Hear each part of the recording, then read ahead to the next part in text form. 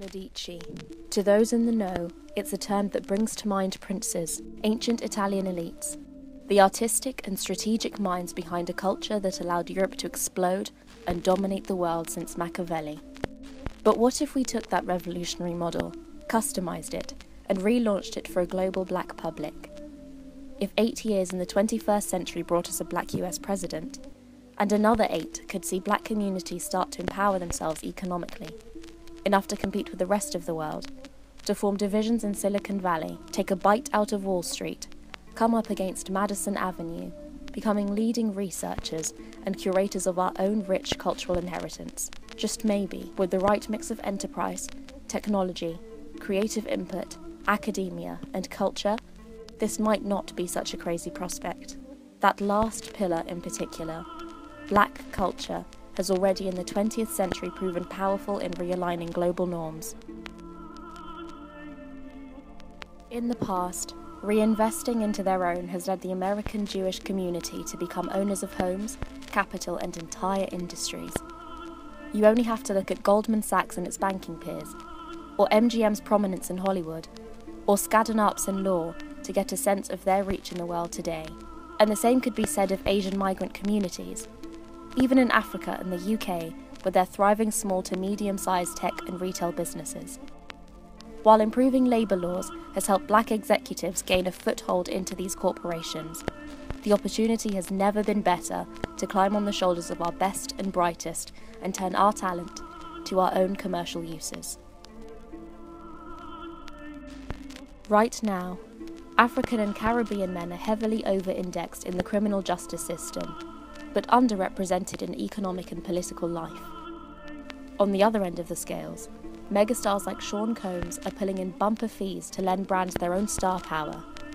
A simple mention from Jay-Z sees upsticks in demands for already popular products such as Hublot. Clearly, for a large section of consumers, hip-hop has proven to have massive sway over consumer habits. So it's a good time to remember that the genre owes itself to a young, thriving black culture. It's a powerful reminder also of the strength behind our shared customs, likes, and passions. But shouldn't that force serve to enrich us and our communities, as well as those of disconnected millionaires who exploit it? We think it's happening. Slowly but surely, business models in black-fed industries are shifting towards self-ownership like never before. Outside of his Hublot rhymes, Jay remains a prime example, reclaiming his share of music profits with cutting-edge business models, like creating a home for sporting talent spanning several skin shades. It's a sign of the times, a clear signal that if we're prepared to fan the flames, things should keep moving in our favour.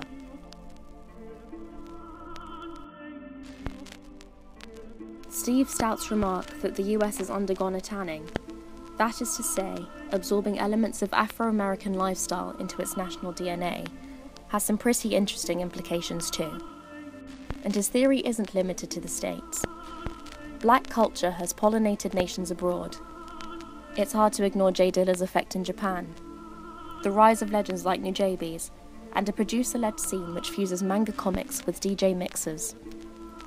In Africa, the tanning effect has led to an international openness towards the continent's vibrant art forms, as can be seen by the success of Fuse and his TINA movement, and has even opened up real estate markets like Trizaco Valley to buyers from all over the globe.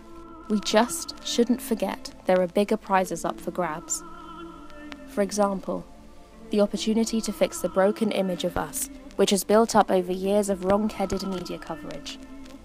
And who could better represent our lives and aims through the world's television sets and newspapers than us? That's academics of all backgrounds participating with Nazir Jones in the teaching of culture at Harvard. These are the same guys who founded Twitter and Facebook, pouring millions into a rap community-based startup. The possibilities really are endless. In fact, our renaissance can only really take off from its launching pad if we start to build that self-representation in key areas besides business.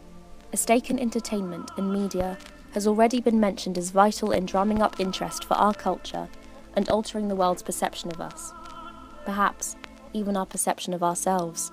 Just think back to the American dream, how it's bonded a nation, and how Hollywood's helped to sell it across the globe, even as recently as the blue jeans revolution in Belarus. Academics too. They're just as valuable an ingredient for the Renaissance, with their power to challenge perceptions and influence the young minds of tomorrow. Needless to say, political power is a prerequisite, both as directly elected officials and by entering into politics with think tanks, lobbyists, active pressure groups. We'd have a much harder time seeing replays of the Traven or Mark Duggan cases. So how exactly do we go from net consumers to net producers? How do we use the lessons of ownership from other communities? How should we learn from the Medici family investment? These questions embody Medici thinking, but they also need input from investors, academics and creatives. Everybody has a part to play. Everybody has something to contribute. Will you?